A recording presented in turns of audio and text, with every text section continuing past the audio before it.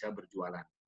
Baik, sekarang kita masuk kepada pas waktu 45 menit nih untuk tanya jawab dalam sesi yang ketiga. Saya lihat juga di ruang chat sudah ada beberapa pertanyaan yang masuk. Tapi sebelum saya membacakan beberapa pertanyaan, saya ada pertanyaan masing-masing satu nih untuk narasumber ya, untuk memancing dan memandu teman-teman yang lain bertanya. Pertanyaan saya kepada Bang Inal yang pertama, katakanlah kita sebagai orang awam nih, sebagai awam mahasiswa, dosen, atau pebisnis ya, karena pesertanya juga saya lihat banyak yang pebisnis, pemula maupun pebisnis yang sudah mapan. Itu kemampuan basic IT terbaharukan apa tuh yang harus kita miliki? Jadi apakah kita harus memahami sampai ke coding misalnya, atau seperti apa sih supaya kita tidak gaptek atau supaya kita tidak tertinggal gitu ya. Jadi kemampuan basicnya apa? Nah, dua pertanyaannya, sorry ya, bukan satu ya. Kedua, dalam mengambil konten tadi, suara, lagu, image yang bebas dari hak cipta, itu bagaimana triknya atau tipsnya? Apa cara kita mengetahui bahwa itu free ya, free content yang tidak akan di-show atau tidak akan dipersoalkan oleh pemilik aslinya nanti gitu. Nah, itu kira-kira tips dan triknya seperti apa? Itu untuk Bang Inal nih. Nah, kalau untuk Kang Akri, pertanyaan saya kan menjual hardware nih, laptop, CCTV, kemudian komputer dan lain-lain. Itu ada semacam layanan purna jualnya enggak? Konsultasi gratis misalnya, kan banyak orang yang tidak bisa menggunakan, ada hotline yang bisa memandu penggunaan enggak misalnya, seandainya para peserta ini atau kita ini membeli hardware dari katakanlah Zoom gitu ya. Ada nggak tuh layanan konsultasi purna jual yang gratis yang bukan sifatnya ke penggantian atau ke perbaikan rusak, tetapi lebih kepada pemanfaatan fitur-fitur atau hal-hal yang belum diketahui. Nah, itu dulu sambil saya menunggu pertanyaan-pertanyaan yang lain. Saya lihat udah ada 2 atau 3 pertanyaan. Silakan dijawab, Bang Inal dan Kang Akri. Baik, mohon izin, Pak Wanek. Jadi, jawab pertanyaan nomor 1 tadi ya. Apa kira-kira minimum requirement bagi kita, minimum requirement kemampuan IT bagi kita ya, kalau ingin memaksimalkan teknologi yang ada sekarang. Nah, saya kira tidak usah muluk-muluk ya, sepanjang kita mampu untuk mengoperasikan smartphone, di mana sekarang semua handphone itu sekarang udah smart kan, udah smartphone. Jadi saya kira asal kita bisa mengoperasikan smartphone dan bisa install aplikasi, itu adalah cukup sebagai minimum requirement. Ya, karena tools yang tadi saya tampilkan, semua yang saya tampilkan tadi hasil karyanya itu semua menggunakan tools yang free. Nah, ini menyambung ke pertanyaan nomor 2. Nah, untuk pertanyaan nomor 2, bagaimana cara kita untuk mensiasati supaya apa yang kita ciptakan tadi ya, apakah desain, visual, atau video, supaya tidak terkena pelanggaran hak cipta gitu ya. Nah, jadi untuk teman-teman semua di sini, Bapak dan Ibu, sebetulnya kalau kita menggunakan let's say ponsel Android gitu ya di Play Store maupun ponsel iPhone di App Store gitu ya, banyak sekali tersedia aplikasi penjual video gitu ya, yang di mana mereka sudah include dengan musik atau lagu yang memang sudah diciptakan untuk aplikasi tersebut. Jadi sudah jadi satu bundle dengan aplikasi tersebut dan itu sudah free ya. Dan aplikasi sendiri juga free. Nah, free-nya ada 2 macam. Ada yang memang sepenuhnya free, ada yang memang kita bisa manfaatkan dengan daftarkan saja trial-nya gitu ya. Jadi kalau ini untuk para mahasiswa gitu ya, karena saya dosen bisnis juga ya, atau para mahasiswa yang ingin super irit, super hemat, super minimum biaya gitu ya. Nah, cara yang mudah dan simpel adalah untuk terus memperpanjang trial-nya aja gitu ya. Caranya bagaimana? Ya kita bisa aja gunakan email-email yang berbeda-beda gitu ya, atau ponsel yang berbeda-beda gitu. Nah, sepanjang trial kita masuk dalam fase trial itu ada yang 30 hari, ada yang 90 hari, ada yang 7 hari. Kemudian kita bisa juga pindah ke aplikasi lain, maka kita sebenarnya bisa terus menggunakan aplikasi-aplikasi seperti itu secara gratis dan tidak melanggar hak cipta juga. Demikian, Pak Walnik. Baik, jadi rumusnya tadi harus berpindah-pindah ya untuk searching ya supaya gratis terus gitu ya. Saya kira bagus juga tuh tipsnya. Kang Akri, silakan. Baik, udah makasih. Apakah ada layanan purnajual atau hotline? Ini sebenarnya udah, walaupun bisnis kami hardware ya, kita jual barang box ya. Tetapi selalu kami pastikan bahwa kami menyentuhnya juga dengan hati. Lakukan pendekatan yang bagus, komunikasi dengan customer.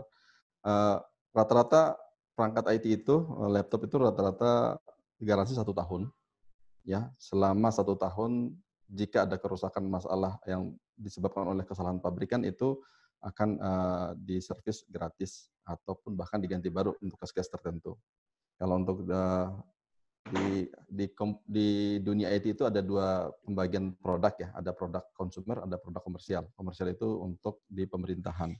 Nah, untuk produk komersial 2-3 tahun garansinya.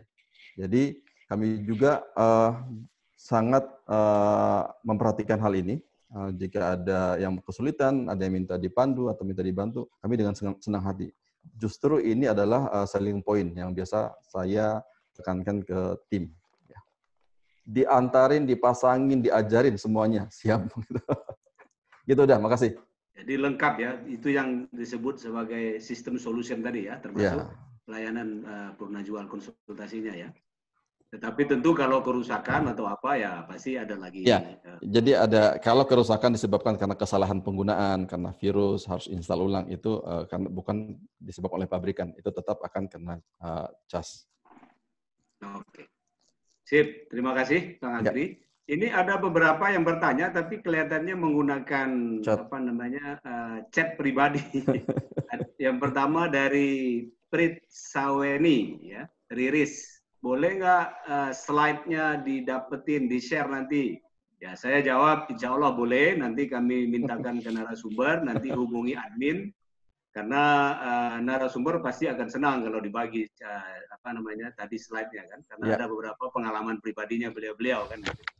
Nanti akan kita layani, silakan hubungi admin. Kemudian ada pertanyaan dari, ya ini juga masuknya melalui jalur pribadi.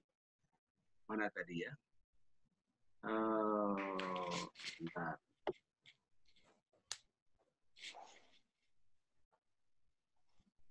Ada Bu Yu Helmi Fitri ya? Besa. Sebelum itu, sebelum yang umum, masuknya ke saya nih. Saya ingin bertanya kepada Pak Musbakri. Kalau layanan kami sekarang akan menggunakan sistem online, katakanlah kami ini guru online, bekerja sama dengan orang IT. Kira-kira yang sulit adalah pembagian share sahamnya dan pembagian keuntungan. Nah, itu ada tips nggak? Bagaimana tipsnya gitu ya? Dicatat dulu mungkin Kang Agri ya, itu yang pertama. Yang kedua, pertanyaan dari Prof. Ono nih, Prof. Ono Suparno. Nah, ini teman saya dari IPB, beliau terima kasih Prof. sudah hadir dan juga bertanya nih. Ini mentor kita nih kalau Prof. Ono. Nah, ya. Beliau bertanya satu kepada 2 narasumber ya, bagaimana cara mendapat ide bisnis yang jitu khususnya melibatkan IT. Nah, itu ada cara nggak? Ada kiat-kiat nggak nih dari narasumber? Yang kedua, bagaimana tips untuk merealisasikan ide bisnis dengan sukses di era industri 4.0? Nah, saya berharap kedua narasumber nanti bisa menanggapi. Dan yang ketiga dari Ibu Yu Helmi Fitri, ada pertanyaan untuk Bang Toto Edrinal. Bagaimana memanfaatkan seluruh media sosial yang ada dan apa perlu kita mencari karyawan yang khusus paham dan menangani setiap konten di medsos bidang IT apa yang harus kita kuasai untuk bisnis? Nah, itu kira-kira 3 pertanyaan. Yang lain nanti saya bacakan lebih lanjut. Mohon dijawab masing-masing narasumber ya. Bang Akri dulu ya. Baik. Tadi pertanyaan pertama dari Dasa ya? Desa ya? Ya.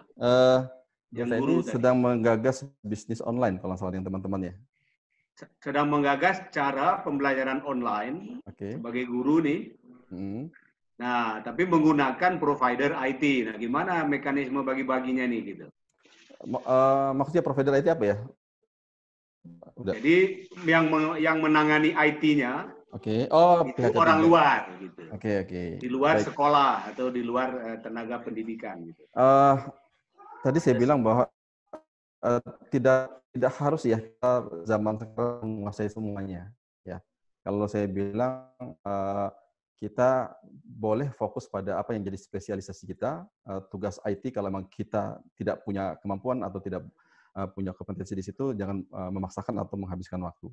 Tetapi nggak juga kita tidak mau tahu atau tidak mau belajar. Kalau saya pribadi, saya pun termasuk yang selalu tertantang untuk mempelajari hal-hal baru yang kira-kira sedang sedang tren, jadi nggak gaptek juga walaupun saya di bidang IT. Nah, tadi mana caranya pihak ketiga provider jelas mereka pasti ada cas yang diberikan setiap bulan. Cara mengakalinya adalah bisa juga meng-hire orang. Sekarang lulusan SMK banyak ya, paham tentang ini. Anak-anak SMA pun sudah ngerti cara gimana menyediakan fasilitas online, merakit, install dan lain-lain. Anak-anak SMK sudah banyak. Jadi tidak perlu kita pusing provider yang pasti saya yakin itu biayanya cukup tinggi. Gitu Bang. Udah. Baik. Lanjut Pak Ono. Kemudian ya. sekaligus menanggapi yang itu. Ya, Prof. Prof. Ono sungkem ya. Ini beliau luar biasa ikut juga nimbrung di sini. Terhormat kita ada Prof. Ono. Kalau tadi seperti cerita saya, ide itu biasanya lahir dari lingkungan. Ya, kita mengamatin, kita melihat apa yang jadi persoalan atau permasalahan di lingkungan kita. Nah, itu 22 tahun lalu. Saat ini, kalaupun ada yang mau bisnis, sangat mudah ya. Sangat, selama tetap berpikir kreatif. Saya kasih contoh, di benak saya atau di rancangan bisnis kami ada yang namanya kita ingin mengembangkan marketing expansion services. Banyak UKM-UKM, banyak teman-teman yang bisnis pemula yang mungkin nggak akan punya sumber daya yang cukup kalau mereka harus berpromosi. Dia tidak punya dana yang cukup kalau mereka harus ekspansi lebih jauh atau meningkatkan lini bisnisnya. Jadi ini kita kepikiran untuk membuat semacam connecting atau startup menggabungkan semua UKM-UKM, brand-brand, tapi kita yang mengolah dari sisi marketing, dari sisi penjualan. Nanti syarat dan ketentuan berlaku, ada brand yang kita tempel dan lain-lain. Ini yang jelas membutuhkan kemampuan atau aplikasi yang sangat mumpuni dari IT. Nah, gimana cara merealisasikan adalah jika bisnis rancangan bisnis itu sudah kira-kira sudah bagus, dianalisa sudah cukup, tinggal kita. Kalau saya sistemnya tidak harus memastikan kita mengeluarkan dana sendiri, kita bisa jual, cari partner yang kira-kira mau berinvestasi di situ. Jelas hitungannya, berbagi saham, dan akan kita eksekusi segera. Gitu, kurang lebih. Oke. Lanjut, Bang Inal, untuk... Jadi, mohon izin, ada Prof. Ono. Mohon izin, Prof. Ono menjawab di sini. Nah, saya sependapat dengan Bang Akri ya. Jadi, kalau katakanlah kita ingin bangun satu bisnis yang baru gitu ya. Menurut saya yang paling utama adalah fokus pada apa yang Anda kuasai. Kalau Anda kuasai dunia kesehatan, alat kesehatan, itu juga baik. Kalau misalnya Anda paham bisnis kuliner, itu juga baik. Anda paham bisnis otomotif, itu juga baik. Saya kira rasanya hampir nggak ada yang tidak baik atau tidak menarik ya. Dengan syarat bahwa memang bisnis itu kita kuasai. Ya. Kemudian kalau bicara IT itu sebenarnya hanya tools ya, alat. Nah, tapi karena perkembangan internet, kemudian teknologi 4G, 5G gitu ya, baik dari segi telekomunikasi maupun dari kualitas ponsel yang kita miliki, kualitas kamera, nah itu memungkinkan kita melakukan hal yang dulunya tidak mungkin gitu ya. Kalau dulu misalnya kita ingin foto misalnya makanan gitu, kita harus menggunakan kamera SLR. Sekarang cukup dengan ponsel gitu. Kemudian dengan mudahnya kita bisa edit gitu ya, menggunakan aplikasi-aplikasi yang juga tersedia free. Jadi bagi saya IT itu hanya sebagai tools. Nah, yang perlu adalah pandai-pandai kita equip diri kita, membekali diri kita untuk bisa menguasai menggunakan tools tersebut gitu ya. Cuman tadi kalau paling utama buat saya adalah fokus pada apa yang Anda kuasai. Jadi, kalau misalnya Anda punya pengalaman 15 tahun di bidang otomotif, ya Anda bisa fokus di situ. Kalau Anda adalah seorang dosen, seorang guru, gitu ya, bisa memberikan pelatihan, bisa menulis buku, bisa menyampaikan, menyebarluaskannya dengan IT. Ya. Kemudian tadi menyambung ada pertanyaan tadi ya, Ibu Yuhelmi. Apakah memanfaatkan seluruh media sosial yang ada? Nah, pandangan saya begini. Tadi saya coba sampaikan pada slide, saya coba tampilkan sedikit ya yang tadi saya tampilkan pada slide. Mudah-mudahan kelihatan. Nah, ini yang fokus pada apa yang kuasai. Nah, kalau bicara media sosial, Bapak dan Ibu, teman-teman perlu betul-betul ketahui siapa yang menjadi target pasar Anda. Ya, jadi kalau misalnya saya berjualan kuliner gitu ya, makanan di mana kami menjual mentai, itu target kami memang adalah usianya yang 18 tahun sampai 35 tahun atau early 40s. Kenapa? Karena usia-usia seperti ini yang memang gemar untuk eksplor makanan yang baru, yang juga gemar untuk jajan gitu ya. Inilah usia-usia yang kami targetkan dan itu menggunakan Instagram. Nah, beda halnya kalau misalnya ada juga bisnis yang lain kami seperti ini ya, ini bisnis kesehatan nih, mungkin kelihatan nggak di kamera. Ini adalah Katekin, ada minyak gosok gitu ya, ada minyak gosok, dan juga ada aromaterapi. Nah, kalau ini target marketnya itu bukanlah para milenial, bukan lagi usia 18 sampai 40 tahun ya. Tapi produk-produk seperti ini targetnya adalah yang usianya di atas 50 tahun ya, untuk meningkatkan kesehatan, untuk menghilangkan ancaman virus. Nah, untuk produk-produk seperti ini saya tidak gunakan Instagram untuk promosikan, tapi kami menggunakan Facebook. Nah, sebenarnya Bapak dan Ibu bisa lihat ya, kalau masing-masing media sosial itu memiliki profil pengguna tersendiri ya, di antara Instagram, Facebook, juga LinkedIn. Nah, kita bisa menempatkan produk apa yang kita hendak atau bermaksud jual sesuai dengan media yang kita mau komunikasikan gitu ya. Satu lagi YouTube gitu ya. Nah, Bapak dan Ibu bisa menganalisis gitu ya, pengguna Anda, target pasar Anda itu lebih baik menggunakan media yang mana gitu. Nah, demikian Pak Walnek. Oke, sip. Mudah-mudahan bisa menjawab dari beberapa pertanyaan terdahulu. Selanjutnya ada saran ini ya dari Ihsan Mukhtar. Saran kalau untuk musik non-copyright bisa cari di Creator Studio di YouTube. Karena di sana tersedia semua jenis musik, instrumen, bahkan sound effect. Dan itu semua free. Memang sudah disiapkan oleh YouTube untuk dipakai semua para content creator. Terima kasih Bang Ihsan, ini sarannya. Nah, berikut ada pertanyaan dari Aulia Putri Parwina. Assalamualaikum warahmatullahi wabarakatuh. Terima kasih atas materi yang dipaparkan. Saya memiliki pertanyaan. Bagaimana cara kita menentukan platform pemasaran yang cocok untuk bisnis kita? Bagaimana cara menganalisis platform tersebut? Nah, mungkin pertanyaannya ini mau masuk di medsos mana, mau masuk di Instagram, YouTube, dan lain-lain. Gimana cara kita menganalisis? Yang sebetulnya tadi sudah disinggung sedikit ya oleh Bang Inal, tergantung kepada target market. Tetapi mungkin nanti perlu dielaborasi lagi. Itu pertanyaan dari Aulia Putri, berarti kedua narasumber saya minta nanti mengomentari. Berikutnya pertanyaan dari Pak Dr. Andus Suprapto MM. Apa kriteria ide bisnis yang paling tepat sesuai dengan transformasi perkembangan IT sekarang?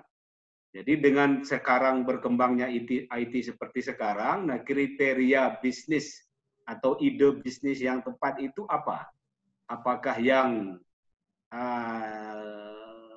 disukai oleh semua subscriber misalnya yang banyak, pemain medsos misalnya, atau seperti apa? Gitu. Jadi ini pertanyaan dari Pak Dr. Andus Suprapto, mohon juga disinggung atau direspon oleh kedua narasumber karena tidak khusus ya. Kemudian Tiara Adams, saya ingin bertanya kepada Pak Toto, apakah sudah pernah Bapak mencoba endorsement kepada artis atau selebgram? Apakah perlu menurut Bapak? Lalu apakah dengan promosi seperti itu membuat peluang usaha menjadi meningkat? Tolong dikasih tips ya Pak untuk orang yang mau usaha online. Terima kasih. Ini dari Tiara Adams ya. Saya kira itu dulu sebelum kita lanjut ke yang lain. Silakan, mungkin Bang Inal dulu nih memulai merespon. Oke. Baik, terima kasih Pak Walnek. Saya coba untuk menanggapi pertanyaan dari Ibu Aulia ya. Ya. Jadi bagaimana menentukan platform pemasaran yang cocok gitu ya. Tadi saya sudah sempat singgung sebentar bahwa kita perlu untuk ketahui dengan betul siapa target pasar kita. Nah, analisisnya bagaimana? Saya akan coba tampilkan kembali slide. Di paling sebelah kanan, Bapak dan Ibu, teman-teman bisa lihat, di situ ada analisis geografis, demografis, dan psikografis. Nah, itu adalah salah satu cara bagaimana kita menentukan segmentasi yang tepat. Ya, jadi yang jadi target pasar Bapak dan Ibu siapa secara geografis? Apakah Jabodetabek atau misalnya luar Jabodetabek? Jadi menu ini lalu udah, secara Bang Inal, menu ini udah keluar di Instagram gitu? Oh, bukan. Ini ilmu bisnis, Pak. Oke. Ini ilmu bisnis school, Pak. Ya, saya bayangkan tadinya pembeli udah bisa kita kelompokkan di sini tiba-tiba gitu, enggak ya? Itu kelasnya beda udah nanti. Lain ya. Ya, jadi clear bagi saya bedakan nih ya, yang di sebelah kiri ini sifatnya aplikatif, yang sebelah kanan konseptual, Pak. Ya. Gitu. Jadi kalau sebelah kiri itu Instagram. Nah, tapi sebenarnya kita sebelum datang ke Instagram, kita lakukan dulu yang sebelah kanan secara konseptual. Ini yang dulu kita pelajari di business school, Pak. Kan kita satu alma mater, Pak. Jadi banyak yang awam masalahnya, harus kita jelaskan. Ya. Nah, jadi kalau kita ingin menentukan, sesudah kita putuskan mau produksi apa atau ciptakan layanan pasar, itu secara grafis, apakah Jabodetabek atau luar Jabodetabek. Lalu secara demografis kita tuntut misalnya usianya 18 sampai 35 tahun. Pekerjaannya apa? Kantoran, mahasiswa gitu ya. Terus kemudian juga wanita gitu ya. Sambil contoh, kalau misalnya produk skincare, ya hampir pasti bisa dipastikan secara demografis pria itu tidak akan masuk dalam kriteria, hanya wanita saja gitu ya. Jadi kalau misalnya skincare dengan kuliner, maka analisis ini akan berbeda. Ya. Jadi kemudian kita juga lakukan analisis terhadap kemampuan mereka, expenditure-nya berapa pengeluarannya sebulan. Biasanya misalnya 3 juta per bulan. Nah, dari 3 juta per bulan itu berapa yang mereka spend misalnya untuk makan di luar. Nah, inilah analisis yang kita lakukan sebelum nanti kita tentukan platformnya. Ya. Jadi kalau secara demografis tadi misalnya saya mau mempromosikan produk seperti aromaterapi gitu ya, minyak posok seperti ini ya, atau kaptekin gitu ya, ekstrak dari green tea gitu ya. Nah, maka secara ini produk yang lain Pak, bisnis yang lain. Nah, ini secara demografis pasti saya tidak akan tulis 18 sampai 35 tahun, tapi saya akan tulis di sana 55 tahun and above gitu. Gitu. Kemudian pria dan wanita. Nah, baru saya menentukan platform apa yang cocok untuk target market yang seperti ini, gitu ya. Kemudian psikografisnya juga jangan dilupakan. Orang yang seperti apa? Apakah peduli kesehatan atau tidak peduli kesehatan, gitu ya. Jadi kita perlu pahami betul target pasar kita, baru kita menentukan platformnya, begitu. Itu adalah mungkin masukan yang bisa saya berikan. Lalu tadi ada pertanyaan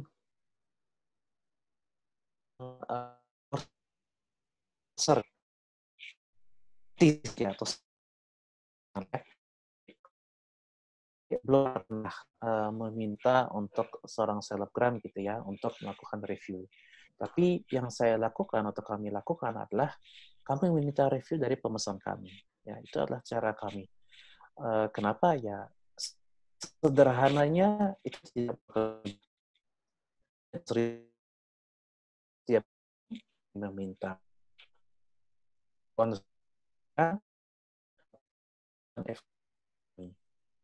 ganti atau tambahkan itu bisa aja bentuknya. Tapi kalau selebgram saya juga belum pernah menggunakan. Tapi begini ya, kalau kita pun menggunakan selebgram, ya, yang saya yakini begini, mereka hanya menambah awareness, belum tentu menambah sales. Ya, kalau misalnya orang ini influencer berpengaruh, dia menambah awareness produk kita, tapi bukan berarti menambah sales. Nah, kalau misalnya satu orang katakanlah punya followers 1 juta, dibandingkan dengan 100 orang, masing-masing punya follower 1000, saya kira angkanya akan berimbang. Begitu.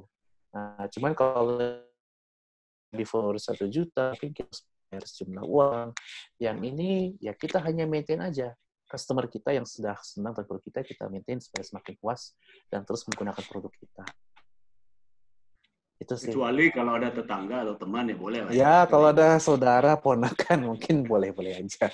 Gitu. Cuman karena konsep saya di sini adalah memaksimalkan apa yang saya miliki, apa yang kita miliki, inilah cara yang kami tempuh di sini di Happy Young.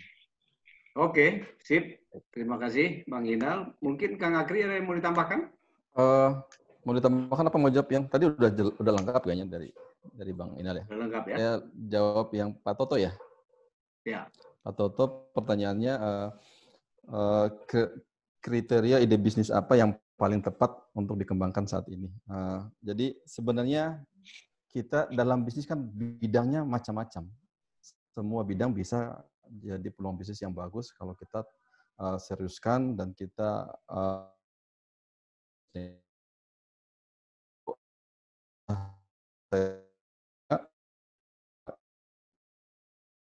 kondisi saat ini yang terjadi.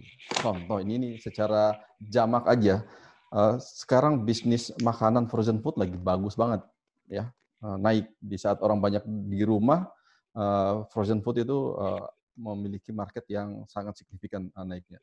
Jadi dan bisnis makanan adalah bisnis yang jangka panjang, ya. Orang sesusah apapun kondisinya, sesulit apapun tetap harus butuh kebutuhan pokok untuk jadi yang harus dibelanjakan. Jadi ini Pak Toto, saran saya yang pertama adalah lihat apa yang jadi atau lakukan riset atau analisa kecil-kecilan. Tadi udah disinggung juga oleh Bang Inal. Yang jadi persoalan atau yang jadi apa yang banyak dikeluhkan oleh masyarakat atau target market kita, itu disitulah ada peluang bisnis di baliknya. Sekali lagi IT adalah tools aja. IT ada tools aja. Yang kedua, misalkan saat ini juga kesehatan lagi bagus juga ya. Orang gimana kita edukasi orang untuk lebih sehat, memakai produk-produk yang lebih baik. Nah, itu juga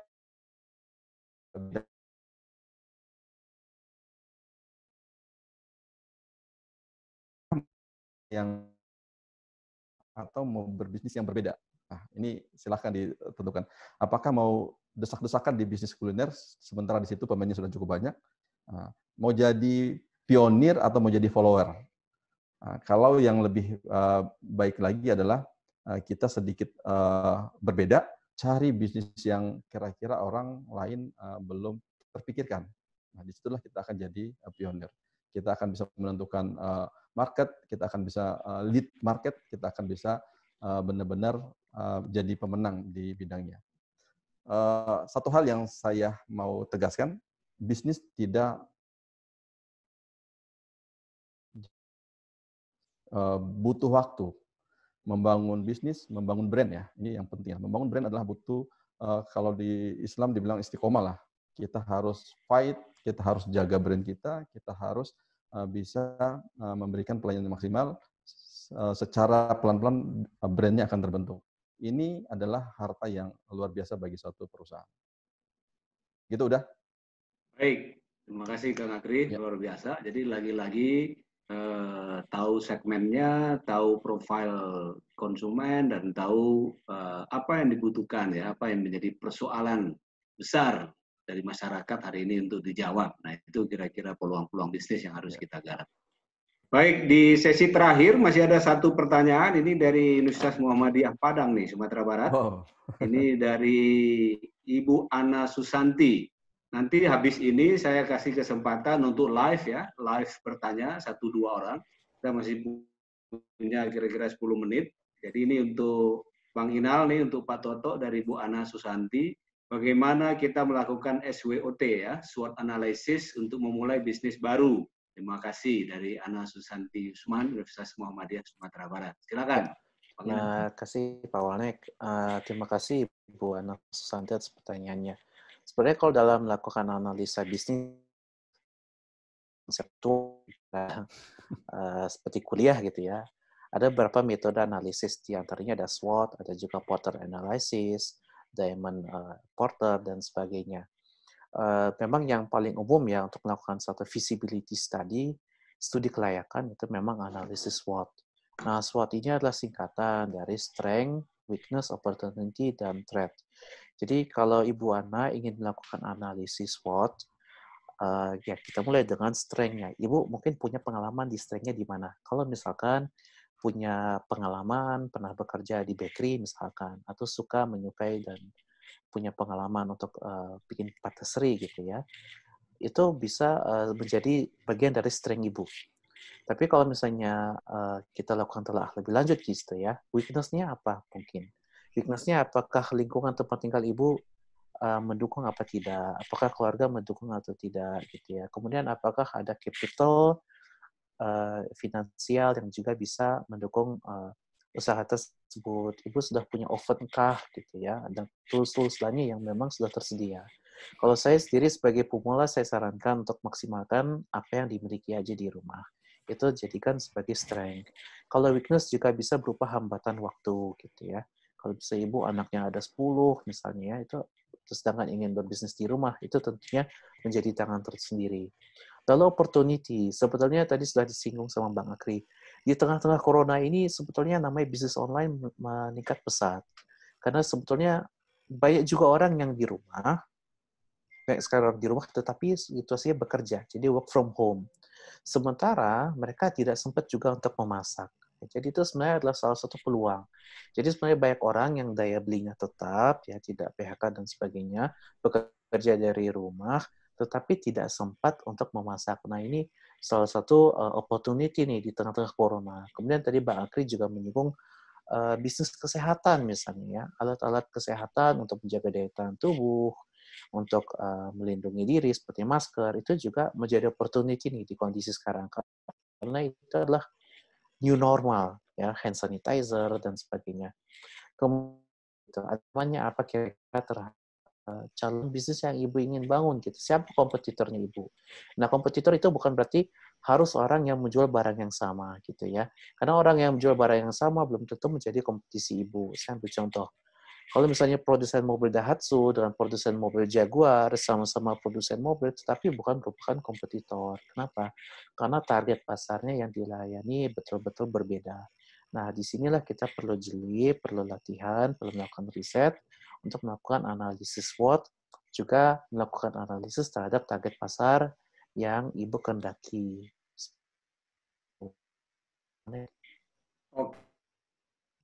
Biasa depannya clear ya, Bu Ana. Jadi strength, weaknesses, opportunity, dan threat ya. Jadi itu mudah-mudahan bisa membantu. Kalau nanti masih belum, nanti japri saja ke Pak Totonya nanti. Boleh ke @happyyami di Instagram. Iya, sambil jualan apa tadi ya, dimsum ya. Baik.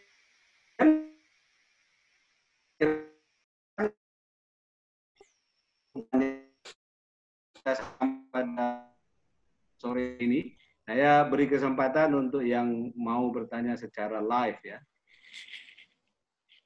Tolong diangkat tangan atau tolong di chat siapa yang mau bertanya secara live.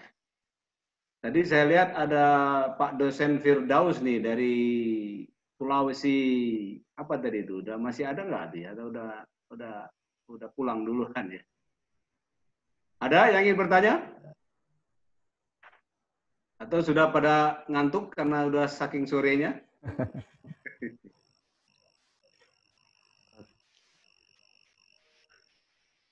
Oke, semuanya mengucapkan terima kasih.